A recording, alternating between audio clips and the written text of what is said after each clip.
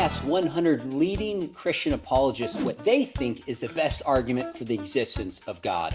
William Lane Craig, Wes Huff, Nancy Pearcey, Alan Parr, Trent Horn, Stuart Connectley, and more. Some of the answers were completely expected, and some of them totally took me by surprise. We're going to look at 5 categories from the least cited to the most cited, most popular, and highlight some crucial apologists along the way. We're also going to look at why Os Guinness and Doug Groothuis wouldn't answer my question. Cool. That sounds really fun. I saw this thumbnail. I haven't watched this video yet. We're going to be watching it together in real time.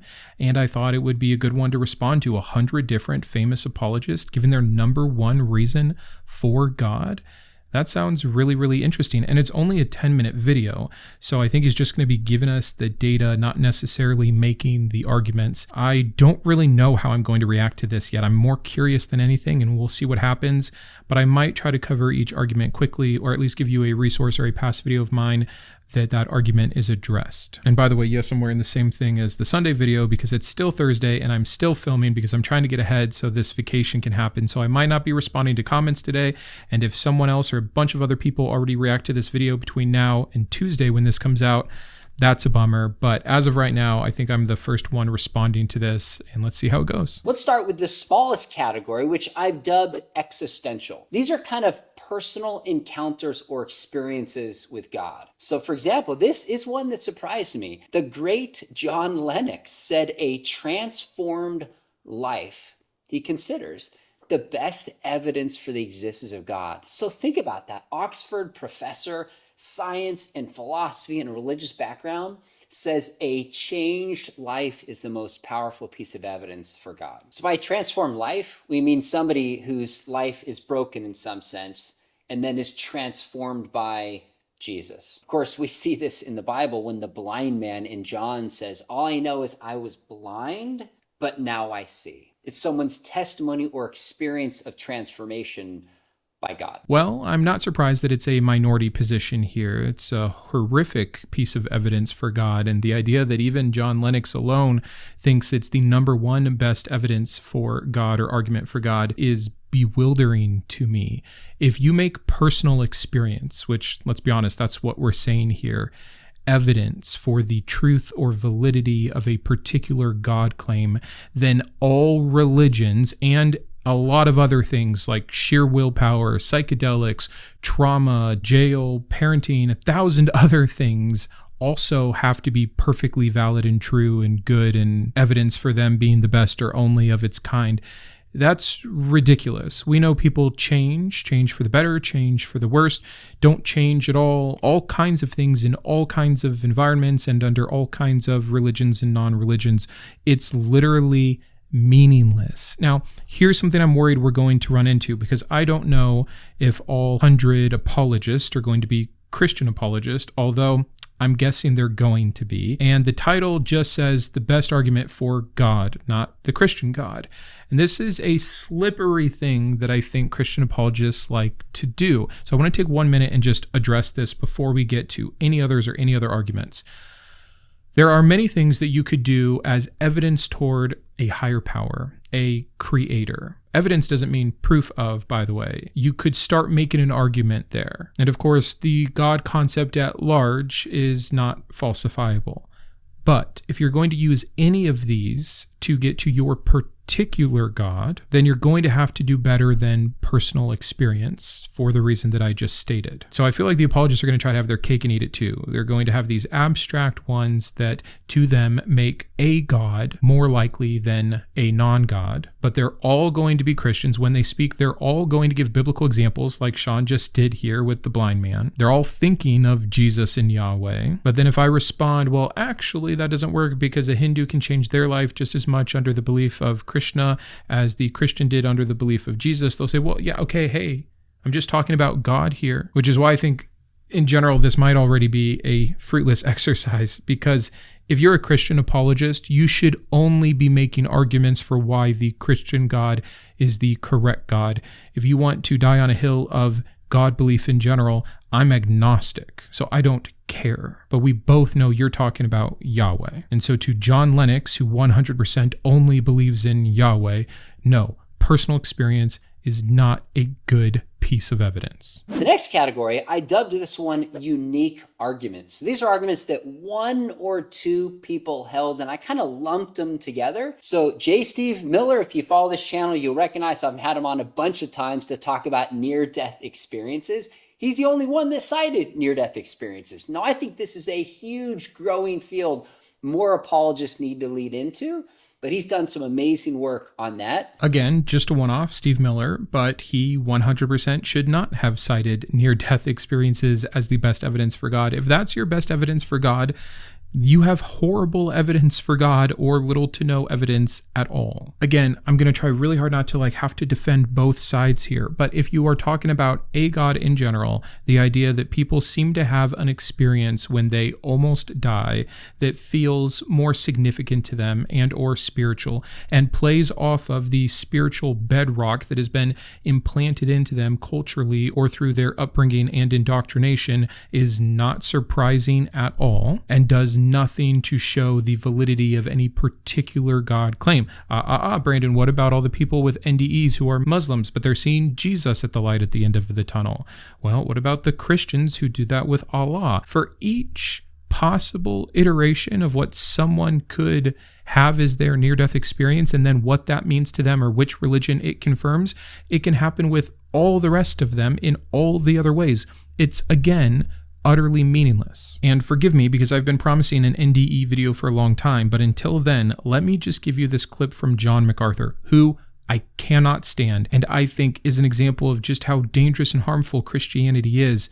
But here's what he says on NDEs. My neighbor and I were reading a book. It's called Heaven is Real. It's written by a pastor about his 4-year-old who believes saw heaven. It does point to Christ. Well, I'm glad he points to Christ, but if his little boy saw heaven, he'd be there. That goes back to the light shining at the end of the dark tunnel and all of those near-death experiences, and I saw a glimpse of heaven, and there was one guy who went to heaven in a suit and a tie. The tie that he went on still smells like heaven, so he wears it all the time. You get all that kind of crazy stuff, and then you got guys who went to hell and they came back, and they used that to manipulate people and raise money. There's no biblical basis for anyone to die and come back. It's appointed unto man once to die, and after this the judgment. If you saw heaven, you stayed there. The Apostle Paul is the only one that I know of who had a glimpse of heaven, and Paul couldn't even speak about it. He said, I saw things too wonderful to speak of. He says, and besides, it's not helpful to speak of those things. Why isn't it helpful? Anytime somebody says, my little boy went to heaven and came back, you can't verify it and you can't reproduce it. It doesn't prove anything, except that some people take speculation too far. Why would God make a revelation that he wanted to communicate to the world through a 4-year-old? That's all intuition, mysticism, fabrication. That feeds the idea that we have to have something more than Scripture, or something more than Scripture is more important than Scripture.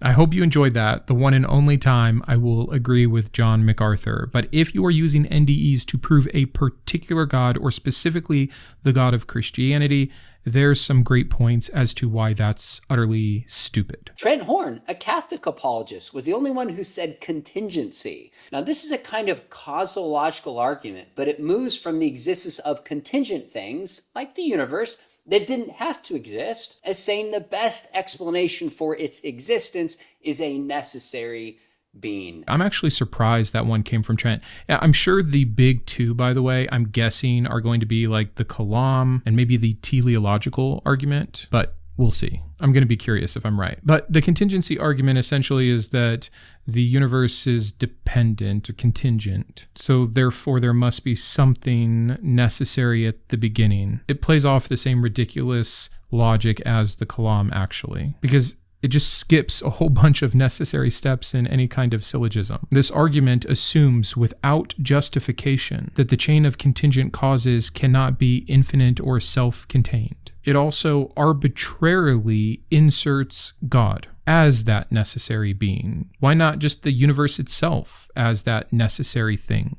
A self-existing universe, or even unknown physical principles, would work just fine here. This is essentially a God of the gaps argument. Moreover, labeling God as the necessary being is just shifting the mystery rather than solving it. Why is God necessary? Again, why not the universe instead? It's a repackaging of the actual ignorance of the situation as the answer itself. No. Mary Jo Sharp and Ruslan KD said the argument from reason. And there's different versions of this that C.S. Lewis and Alvin Plantinga gave, but it's basically a move from the reliability of our cognitive faculties to understand truth in the world to the best explanation being not some naturalistic blind process, but that we were built to understand truth in a certain fashion. Interesting that it's these two. I feel like this is a really lame argument in general, and one that you kind of hear from like Christian 101. Oh yeah, you think you're just here as some natural process of evolution? Then your thoughts are meaningless, right? Like if your thoughts are just the result of some blind physical process, then they're not special. They can't tell you anything about truth. They can't be trusted. Therefore, rationality must come from some non-physical source, like God. But this totally misunderstands evolution and cognitive science. Reliable reasoning can and does emerge from natural processes because organisms that can or do think more accurately are more likely to survive. It's exactly what we would expect through evolution. We trust our minds not because they're perfect. We know they're not perfect, but they are useful in the testing over time that we've done. Now, Christianity actually makes a different claim. It says that the heart is deceitful above all else and not to lean on your own understanding. So I don't understand why the Christian can turn around and say, because of these things we're not supposed to trust and that we can't lean on, this actually proves that it has to come from God. Naturalism doesn't undermine reason, it explains it. But again, these arguments have come from the minority so far, so let's see if they get better as we go higher. There's some other arguments, transcendental argument, consciousness, and the argument from desire that people gave as well. Oh, he just blew over 3 pretty big ones really quick. Let me just give you a quick take on each. The transcendentalist argument is a weird one. It's making this really big claim that logic and morality and reason require a God to exist. But this is assuming those are like hard-coded, fast things instead of subjective experiences or descriptions of consistent patterns. And it doesn't even explain why they couldn't emerge from minds or just be properties of reality itself. Like there's so many other available options to all of these arguments than a personal God. To just jump to that each time and then still to have to do all the work of jumping to your particular God, these are all meaningless so far. You don't need a divine mind to explain logic any more than you need Zeus to explain gravity. Do you see why that just doesn't do anything? And then the argument from consciousness is just, oh, we can't explain consciousness, therefore must be God, therefore must be my God. Nope. God of the gaps. Same thing with the argument from desire. Oh, this longing that humans seem to have for some kind of spiritual experience or connection must mean God, and then my particular God. Nope. No more than it must mean that there's human psychology at play, which makes a lot more sense. Also, if that need can get met by all these false gods that Christians would believe, your Hindu with that longing is finding it in their practice, the Native American is finding it in their belief system, the Muslim is finding it through Allah and the Quran.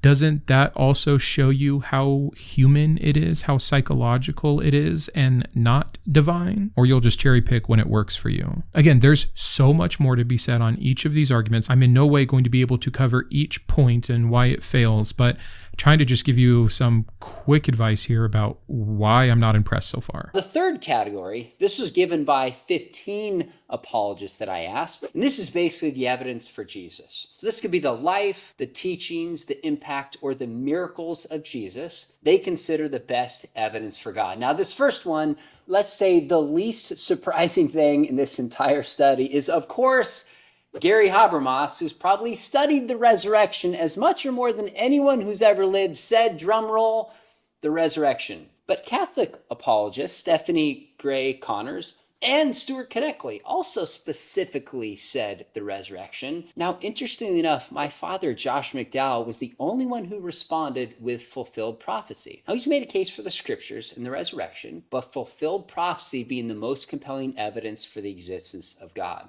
And of course, there's a number of other wonderful apologists that point to Jesus. Now, I'm not a mythicist. I have no problem believing that there was a man named what we would translate to Jesus that lived around this time that maybe said or did some of these things or something close to them that, again, who knows, might have believed himself to be a Messiah or maybe just a cult leader of some kind, or maybe he was a rabble-rouser of some sort or a true zealot against what was going on in the occupation.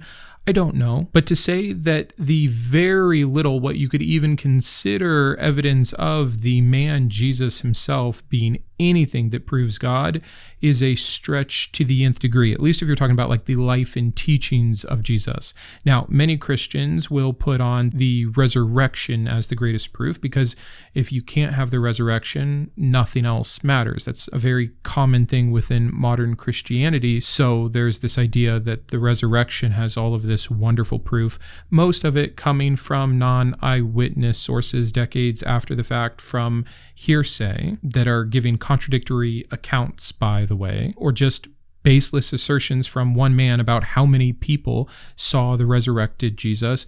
But to act like there's any good evidence of the resurrection, I think, is an apologetic fairy tale. He mentioned specifically Gary Habermas there. Go and watch any video from Apologia on the subject. He has some recent ones where he is going back and forth with the concepts from Habermas. So I will say that for the resurrection. For the fulfilled prophecies of Jesus that Shawn's father says is the best evidence, see my conversation with Justin from Deconstruction Zone. Watch that 2 hours and you tell me, just from the scripture, not my opinion, not Justin's opinion, from scripture alone, if you can still make a case for Jesus as the fulfillment of messianic prophecy. No, you cannot. Again, so much more to be said about using Jesus as the proof of God. And again, the fact that we've gone here means I was right. These are Christian apologists making arguments for Christianity.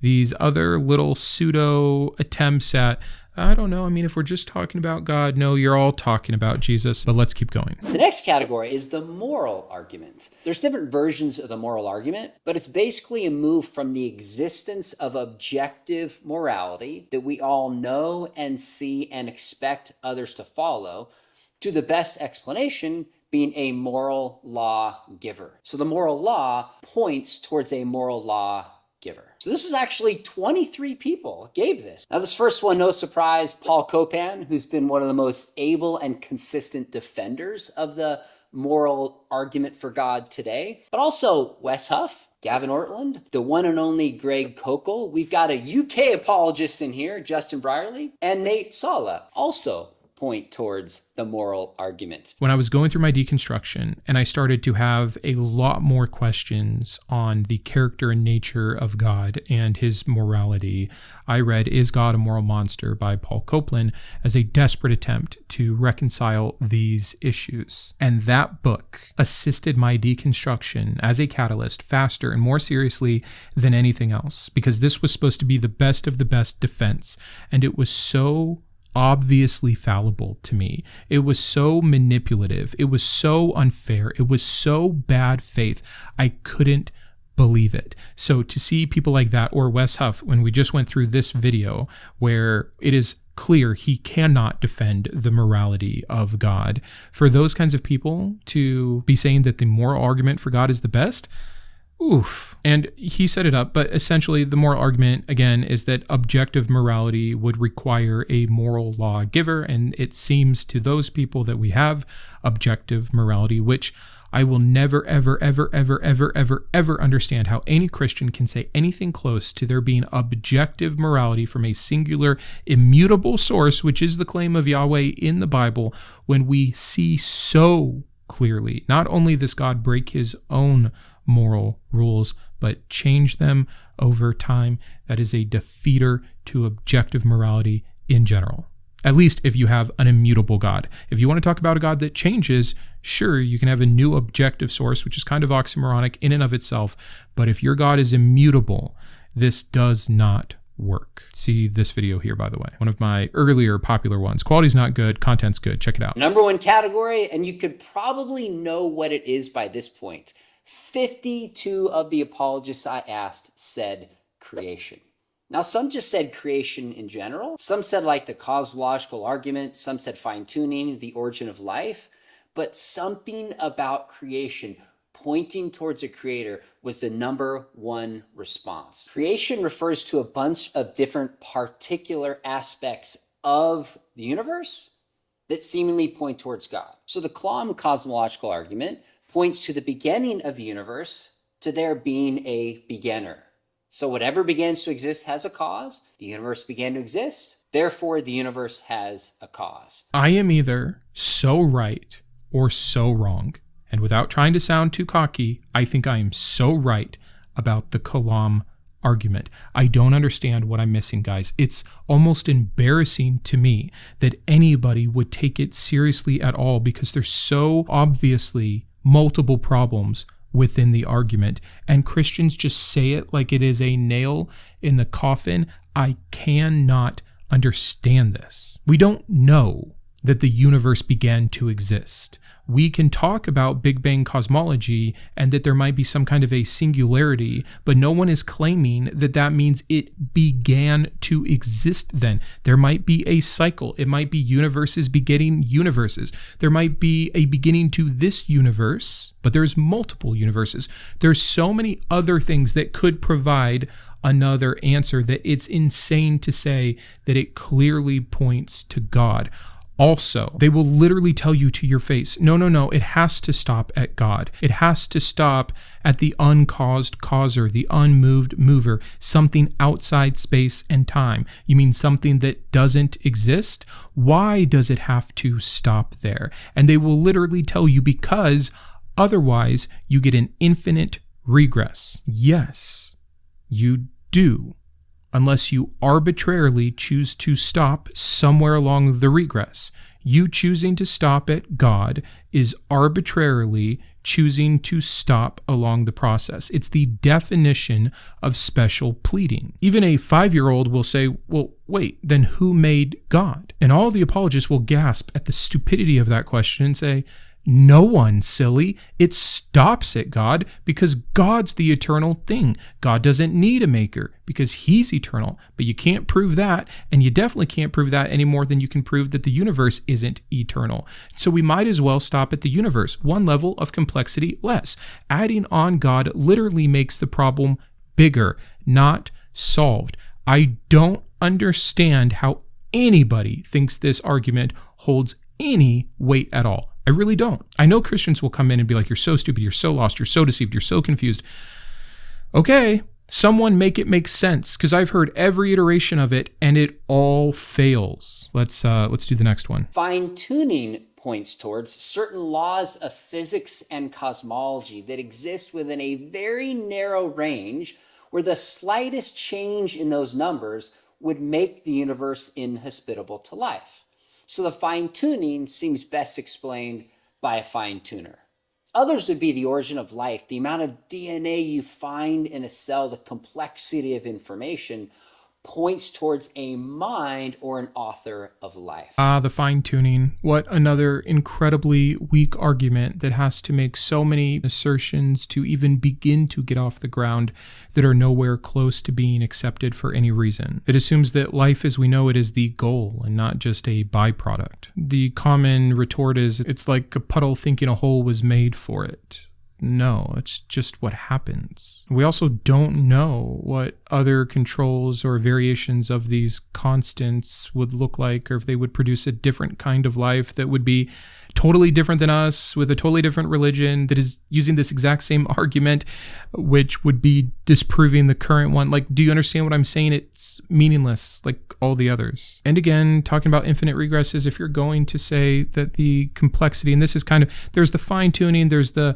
argument from complexity, there's the teleological argument, and for that one, please see my reverse teleological argument. I think that that's unique to me.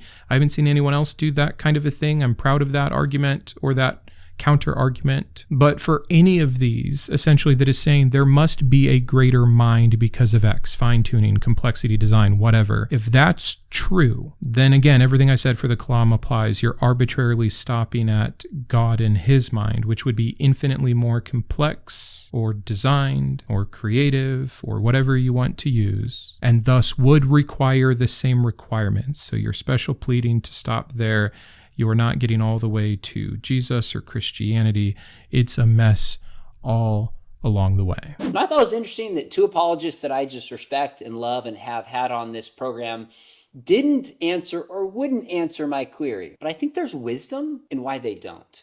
Skaggs said, quote, "The best argument is the best argument for the specific person. In other words, there is no best argument. Okay, so I'm going to reply to this guy in a second, but first I just want to say I did skip a section where he is going through which apologist agreed with which parts of the creation arguments, but I do think we covered all of them for the most part. We're just going to get to this first guy who didn't answer. He says the best argument is the best argument for the specific person, which means it doesn't matter. It's whatever I can use to convince someone that I'm right, to convince someone to join my church, to worship my God, to think like I think and believe like I believe, which isn't like a great thing for truth, right? But I do understand if you're trying to get someone to think something, then the best one is the one that gets them to think that. But I think it shows where the priority is in conversion rather than truth. And I don't think that's any small thing. Doug Groteis said, I cannot do that. Too simplistic.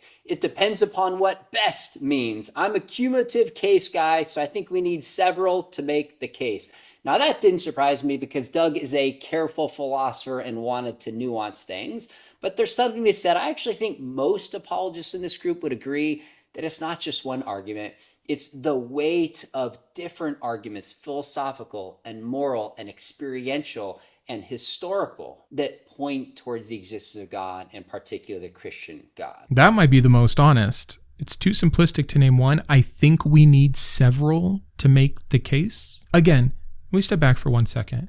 Can we actually pretend there's one real God that lovingly and personally chose to make us, to delight in us, to connect with us, to have relation with us? And after thousands of years of revealing himself to mankind and having prophets and sending his own son down to die and being physically active on the earth, supposedly according to the Bible stories, for millennia later to have 100 apologists not be able to agree on what the best argument is for God, but most of them not even be able to make a best argument for their particular God, and then to have one of them say, I think you actually need multiple arguments to even get close to it, is a bit telling. Should we expect that again in the hypothetical that this one true perfect God who wants us to know him and for none to be lost should have to be able to put together fine-tuning moral arguments from design and desire and all the other things just to arrive at a God concept in general, and then still be so far away from knowing it's Yahweh or via his son Jesus? Like, again, I think it's incredibly telling.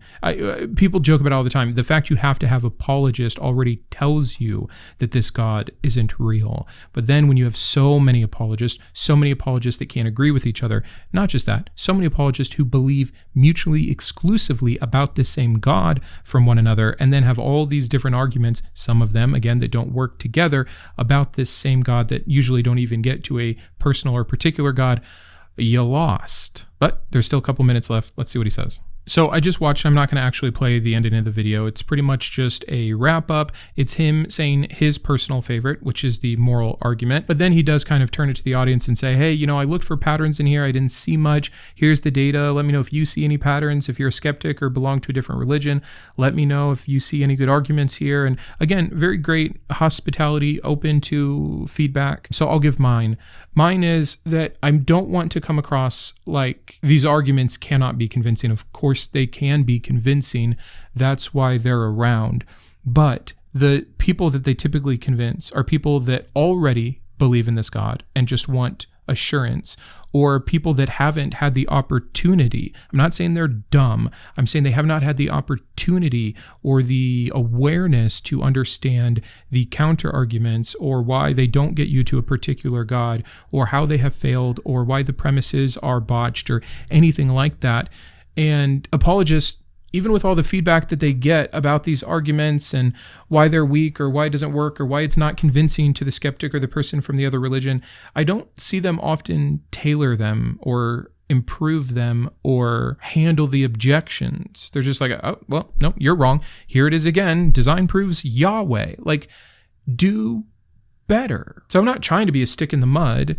I'm agnostic to a higher power. I am just as confused and lost as everybody else on this planet in the history of the planet to why we're here. How are we here? What is the universe exactly? Did it have a beginning or is it eternal? Either way, how does that work? What happens when we die? Does anything happen when we die? Is there a higher kind of being? I know that I'm a higher kind of being than an ant in terms of at least my awareness and certain capabilities. It would reason that there's probably something like that over me, but until it introduces itself to me, I'm not just going to guess. And this is an idea that I think a lot of people have about skeptics or atheists, that we're just materialist, hardline, science only, nothing else. There's nothing spiritual. Emotions and experiences don't matter.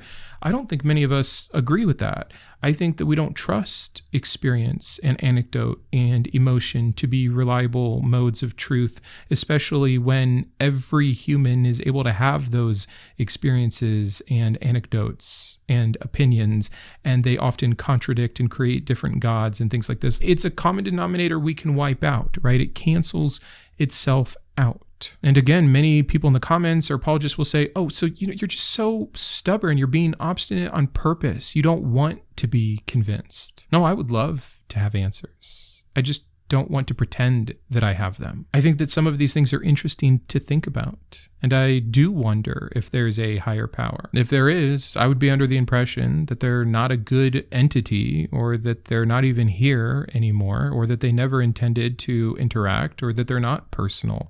I think that the hardest thing you have going for you is to prove that in the world we have, in the science that we have, in the understanding that we have, in the suffering that we have, and the history that we have, that there would be a personal, all-loving, all-just, all-good God. Like the triomni God is a falsifiable and has been falsified by these things, I think. And I think it's really clear. So again, let me know which conversation you want to have. But at the end here, what he says is this. Really want to know what you think. Is there anything about the Christian faith you find compelling if you had to pick one and buy? That's been the question the whole time. And no, there is nothing about the Christian faith I find compelling. I used to be impressed and convinced by things like this, and then I got information about science, history, the natural world, other religions, the origin of Christianity, and all of those arguments fell down so quickly. So again, I don't know what the point of this video was. I just thought it was a really interesting thing to reply to. I think we can see some larger points about apologists not agreeing with each other, or the need for so many arguments, or the lack of power behind any of these arguments, or getting a chance to just give a counter to them. Because again, a lot of people doubting and deconstructing hear something like this, and they're like, look at all these smart guys with PhDs that still believe in this God and say that they're so convinced by this argument. If it's good enough for them, it should be good enough for me. Who am I to argue? His ways are probably higher anyways. And you get into a trap. That's what apologetics is. It is not there to convince me, despite this open invitation to disagree. It's not. It is there to make sure that the believer will remain, that they will not be drawn away by the devil or by the bad atheist who is taking down these claims. And that is why I have very little respect for apologists. You're giving bad answers just so that there is an answer, so that people can turn off their brain, not think critically, plug their ears, and bury their head in the sand. And I think it is a pretty dishonest thing. Thanks for being here. I'm probably traveling back. I'm not sure how quickly I can get to comments on this, but I will eventually. So please still help the video. Comment, like, subscribe, turn on notifications, share, watch another video, watch it all the way through, do all the things, help the channel out. We're getting close to 100K, and anything you want to do to help the channel is much appreciated. I'll see you Thursday with a new episode of Thinking Thursday, and until then, keep thinking. I wanted to personally thank my top tiers of support: my Iconoclast, Ann, Boris, Grant, GVI, Jimmy, Joe, Kitboga, Matthew, Perry, and Shawn; my Humanist heroes: Craig, James, Jarrod, Kristi, and Matthew; my Atheist advocates: Aquitar, Caleb, Dan, David, Drew, Jeff, Jeffrey, Julie, Malcolm, Paul, Sparky, and Thomas; as well as all of my secular scholar patrons. If you believe in the mission of this channel, please consider joining these fine people.